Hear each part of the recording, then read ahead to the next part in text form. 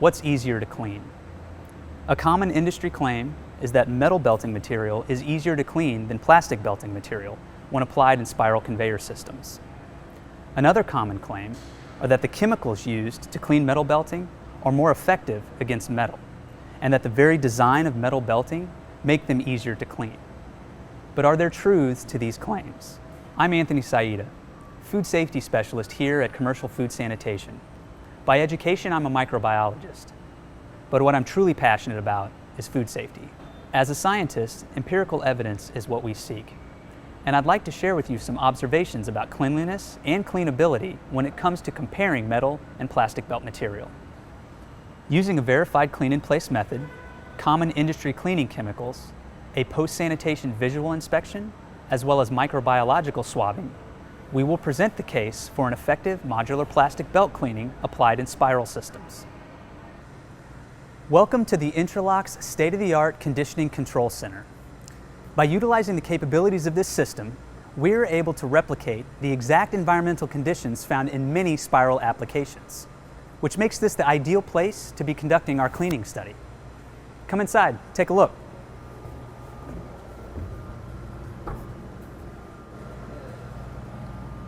So why all of a sudden focus on cleaning and sanitation processes when our industry has been managing these programs for years? So regulatory standards have become more stringent over the past decade, and this trend does not seem to be letting up. This has led to an industry-wide reevaluation of historical cleaning methods and standards. With the multiple recalls in recent history, it is imperative for everyone to do their part in this ever-evolving environment of food safety. We believe it is necessary to not only be innovative, but more importantly, to continuously contribute to food safety culture. We will show how that process works by comparing the cleaning effectiveness of metal belt material against plastic belt material. In order to understand the common claims of the industry on cleanability of metal belt material, we naturally saw fit to put those materials to the test. This grid design metal belt was subject to the exact same environmental conditions and CIP process in our controlled experiment that Intralox modular plastic belt was subject to. There were several factors that were reproduced to imitate the common conditions in food manufacturing facilities. One of the most important factors was the soil type. 2 soils were used for this video. You will see potato hash and ground beef soils and their results. Environmental conditions were another major factor in this study. Therefore, environmental conditions were set to mimic those found in current manufacturing environments. For this study, the environmental temperature was adjusted to approximately -10 degrees Fahrenheit.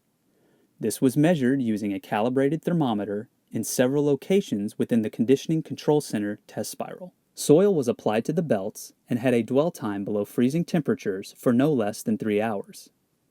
Once the atmospheric temperature and required dwell time were met, the spiral system was subject to the Intralox cleaning guideline recommended thawing process prior to cleaning, with the optimal internal temperature of the spiral recommended as being greater than 45 degrees Fahrenheit. The CIP process that was used for this trial followed the recommended settings and parameters defined from the Intralox cleaning guidelines for modular plastic belting.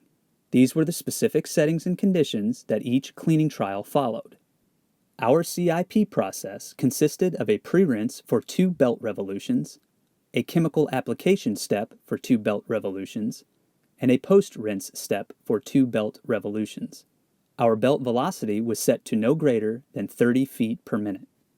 The drive pump was adjusted to 150 psi for the pre- and post-water rinse steps, and 25 psi for the chemical application step. The spray bar setup for the potato hash trial was constructed with 9 nozzles for a total GPM of 17.46. Water temperatures were set to meet the recommended values for each respective soil. For the protein soil, a range of 120 to 135 degrees Fahrenheit was maintained, and for the potato hash soil, a minimum of 120 degrees Fahrenheit was maintained. Chemicals used were selected based off soil type, water hardness, and system material construction. These chemicals, prior to use, were all titrated and recorded in accordance with legal label recommendation. To measure our cleaning effectiveness, we implemented common industry practices based off of recognized global food safety initiatives, regulatory, and industry standards. The first measurement was based off visual inspection, or as we call in our industry, post-sanitation inspection. Here, we used visual review to look for physical, chemical, and biological residues.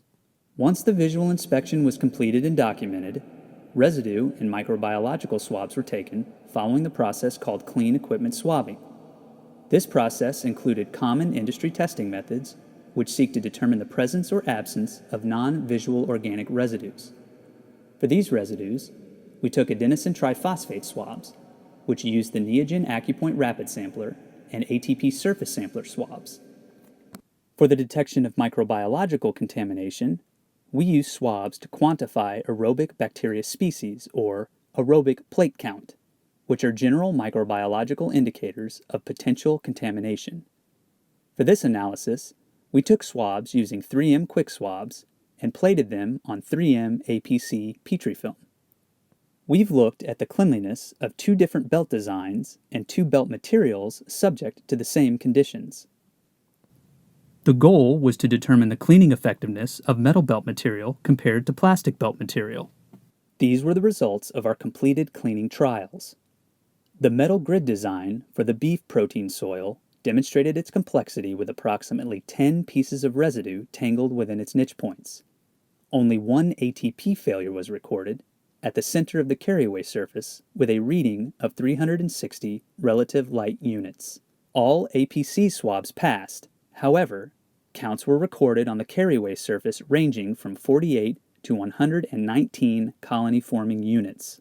The metal grid design for the potato hash soil also demonstrated challenges with niche points, as approximately 5 pieces of product residue were captured.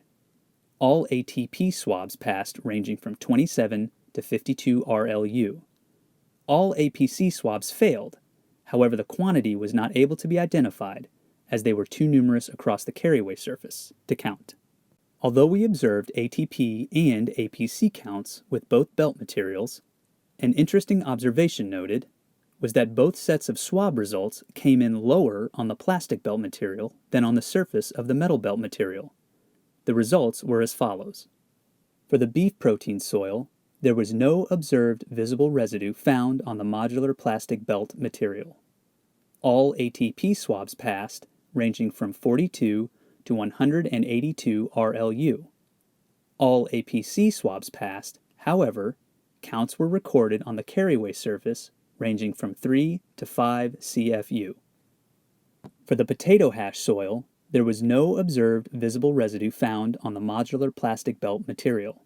All ATP swabs passed, ranging from 20 to 26 RLU. All APC swabs passed, however, counts were recorded on the carryaway surface ranging from 0 to 55 CFU. It is the conclusion from these data that the metal belts tested displayed factors that put them at a disadvantage to their cleanability, which the Intralox modular plastic belt did not display. With that said, every process in the food manufacturing industry is unique to its local internal environment, and it is recommended that design and application be considered every time a decision is to be made when procuring equipment. I'm Anthony Saida, and on behalf of Commercial Food Sanitation and Intralox, thanks for watching.